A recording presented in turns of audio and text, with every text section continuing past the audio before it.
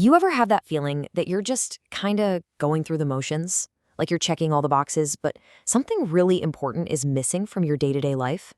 Well, this explainer is going to get right to the heart of that feeling. We're going to dive into some really powerful ideas about why so many of us feel this way, and, way more importantly, what we can actually do to feel alive again. It all starts with a moment that is, let's be honest, painfully familiar for a lot of us. The author whose work we're looking at, Catherine Price, she describes this scene of staring at her phone instead of her own newborn baby. And it's that just gutting feeling, right? Being physically in the room, but mentally a million miles away, totally disconnected by that little glowing screen. She calls it a crime scene, and the victim, our own attention. All right, so to get to the bottom of this, we're going to break it down into 4 parts. First, we'll diagnose what's being called our modern fun crisis. Then, we'll define a really powerful antidote called true fun. After that, we'll identify the main enemies that are stealing our joy. And finally, we'll lay out a clear, actionable plan for how you can reclaim it. So let's jump right into the problem itself. That feeling of just waiting for time to pass. We fill up all our free moments with endless scrolling, but instead of feeling recharged, we just feel drained. It's so weird, isn't it? We're constantly consuming content, but we're not actually living our lives. The source actually gives this feeling a name, and it's perfect: fake fun. Think of it like the junk food of leisure time. I mean, it's easy, it's always there, it fills the time, but it gives you absolutely zero nourishment. You know what I'm talking about. Binge watching a show you don't even really like, or scrolling through social media until your eyes just glaze over. You're consuming, sure, but you're not being fed. And you can see right here what makes it so dang tempting. Fake fun is all about being passive. It's designed from the ground up to be completely effortless, to require nothing from us. But that ease, well, it comes at a huge cost. It leaves us feeling hollowed out, anxious, and somehow even more tired than we were before. Okay, so if fake fun is the poison, what's the antidote? This is where we get to shift from just talking about the problem to exploring a really powerful solution. And the source identifies this amazing, energizing state she calls true fun. Now, what's so important to get here is that true fun is not just another word for enjoyment or pleasure.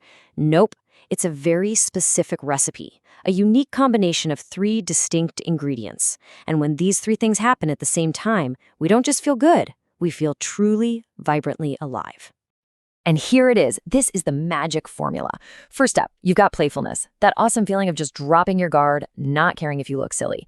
Then there's connection, that sense of a real, shared experience with someone else.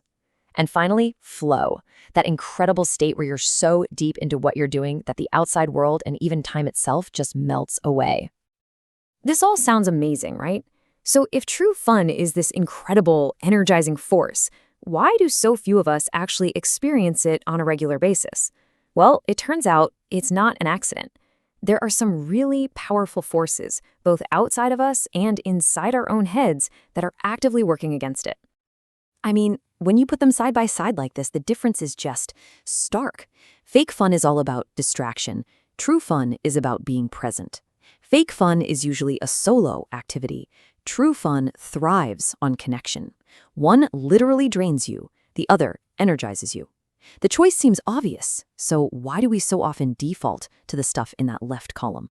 Well, here are the 2 main culprits. First, the attention economy. Our phones and our apps, they aren't neutral tools. They are engineered by very smart people with very sophisticated psychology to capture and sell our attention. And second, it's our own minds. We've developed this deep-seated perfectionism, this fear of looking foolish that just kills playfulness before it even has a chance to start.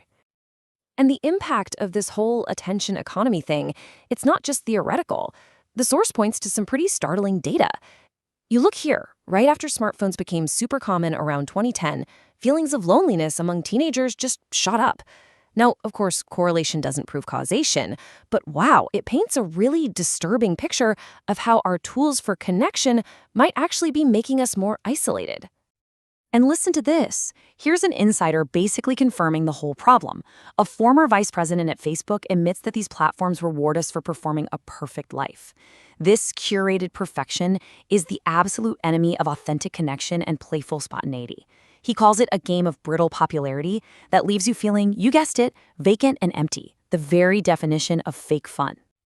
So the big question, how do we fight back against these powerful forces? This is not about feeling helpless. It's about empowerment.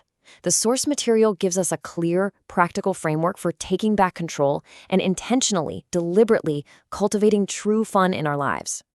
It's a 3-step plan, and it's not about adding more stress to your to-do list. It's all about being intentional. So first, you make space by cutting out all the noise. Second, you find your fun magnets, so you know what you're even aiming for. And third, you start rebelling against all the boring norms that hold you back. To make space, think about your day like it's an empty bucket. The sand is all the trivial stuff, mindless scrolling, pointless emails. The pebbles are the smaller tasks, and the big rocks are your true priorities, your relationships, your health, and yep, true fun. Now, if you fill that bucket with sand first, the big rocks will never, ever fit. You have to put the big rocks in first. So what does putting the rocks in first actually look like in real life? It's about getting tactical. It means turning off those notifications that hijack your focus all day long. It means creating a not to-do list, like making a conscious decision not to check social media first thing in the morning.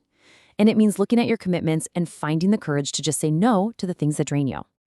Okay, so once you've made a little space, you need to know what to fill it with. This is where you get to be a detective of your own joy. Seriously, think about it for a second. The last time you truly lost track of time and felt totally lit up inside, who were you with? Where were you? What were you doing? Those are your fun magnets. They are totally unique to you, and they are the key to unlocking true fun. And the final step is my favorite. It's the most playful one. It's about rebelling against the tyranny of having to be a serious, productive adult all the time. This doesn't have to be some huge, dramatic thing. It can be a tiny act of defiance, like putting on the music you loved when you were 16 instead of a serious podcast.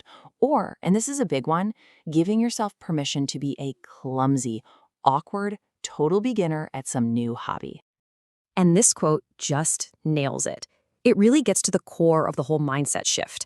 In a world that is completely obsessed with expertise and performance, choosing to be mediocre at something purely for the joy of it is a radical act. It is a rebellion against perfectionism. It's giving yourself permission to simply play, not to win, not to achieve, but just to enjoy the process.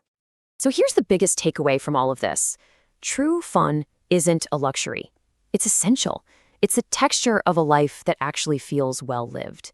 It's what makes us feel energized, connected, and truly alive. And it's not something that just happens to us. It's something we can actively go out and create. So I'll leave you with this question to think about. What's one small, joyful rebellion you can start today?